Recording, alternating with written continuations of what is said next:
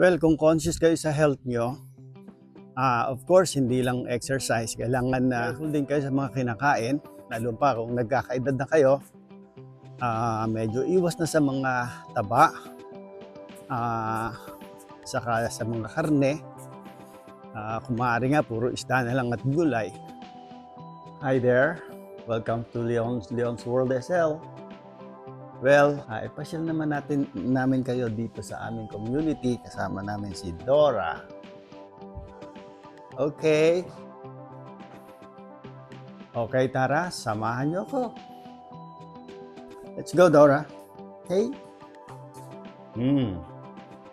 Kalimutan natin din ng off ang light. Alright, let's go. Good morning.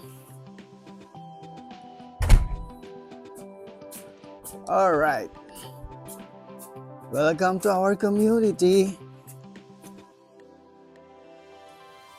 It's already like 10 o'clock in the morning. Kasi napuyat ako.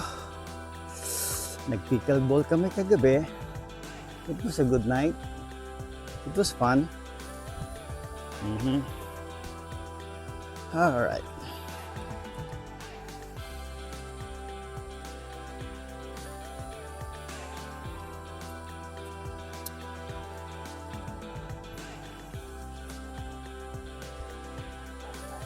Yeah, actually every morning naglalakad kami. Naglalakad ako, kasama ko itong si Dora, yung may pet, may dog. Yan. Pero ngayon, medyo tanghali kami. Anyway, hindi naman masyado mainit ngayon. Kaya maganda. Sun is good for your body. Hindi tayo dapat nakakulong lang sa bahay. Mamasyal, naglalakad-lakad. It's good for our health. Sunshine is better until like 10 o'clock. But after 10, medyo hindi na maganda. Kaya ayun, kung mas maaga kayo makakapaglakad, like 6, 7 o'clock in the morning till 9, that is much better. Alagaan yung sarili nyo. Kaya ng pag-aalaga ko sa sarili ko. Yeah, health is wealth. Ayan, sa side ko, yun yung tennis court namin. Sometimes may mga guest ako dito. Diyan kayo nagpe-play ng tennis. Kaya lang kasi, pag nag-guest ka dito, limited lang. So, what I do, lumalabas pa ako ng community at doon ako nakikilaro ng tennis. At saka mas comfortable ako nung pupunta ako doon without any appointment na ganitong oras kami magkikita, something like that. Doon pagpunta ko, may naglalaro anytime, no commitment. So kahit medyo tangali ako, kahit napaaga ako, okay lang.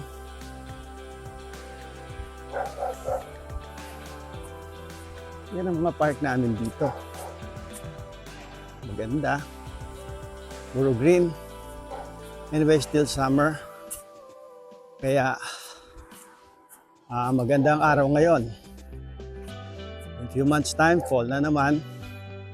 Malamig.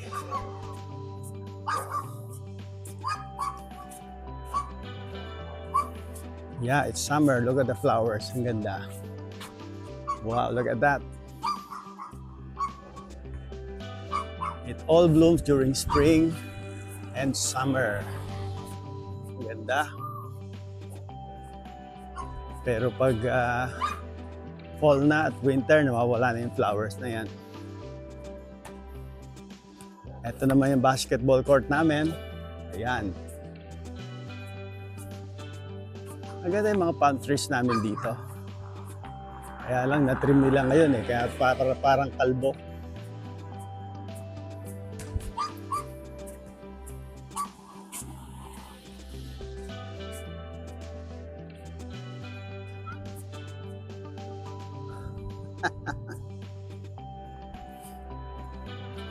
Well, kung conscious kayo sa health nyo, of course, hindi lang exercise. Kailangan na careful din kayo sa mga kinakain, lalo pa kung nagkakaedad na kayo.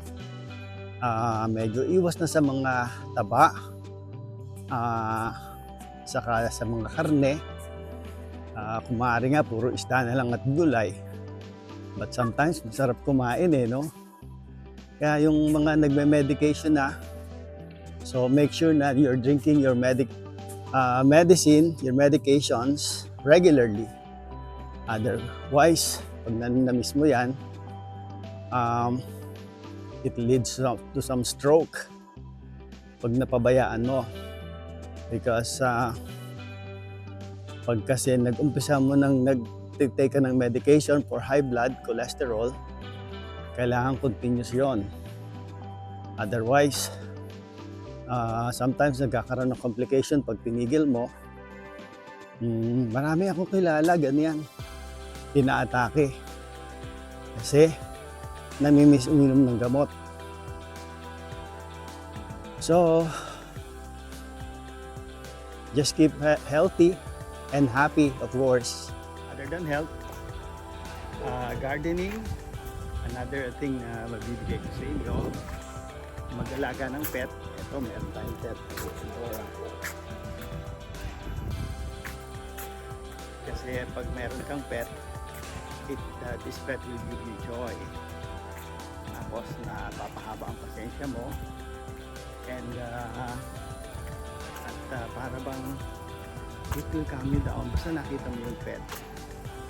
Kahit minsan naiinis ka, pero the moment na dumating ka ng bahay, sasalubungin ka ng aso mo, ng pet mo.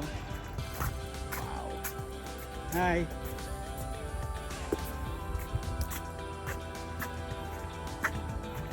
Yeah, maganda ang community namin. Well, back to taking care of the pet. Yun, dumating ka sa bahay, 1 oras, 2 oras ka lang nawala.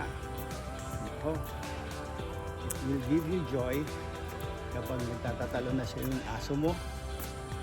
Kasi tuwan-tuwa siya, nakita ka niya, because you're the master. Subukan niyo mag-alaga ng aso. It will give joy to you and to your family. So, that's the tip for today. Alright. Andito na ako sa bahay ng anak ko. At papasyal namin. Ipapalaro ko itong si Dora. Doon sa kay Mocha at Scout. Mag-bell tayo. Hi baby! You're on video.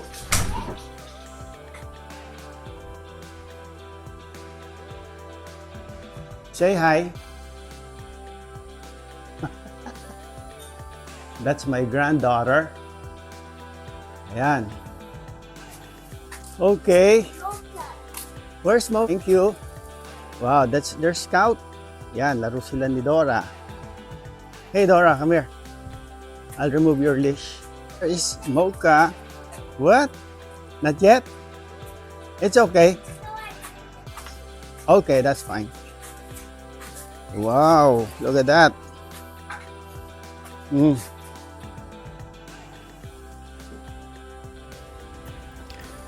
So yon, pagkatapos kong ma-socialize yung aking pet sa pet ng anak ko, it's good. I'm going back home. It's good to walk around.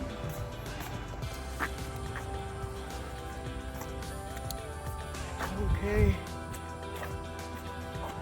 That is just a short walk. So we're back home.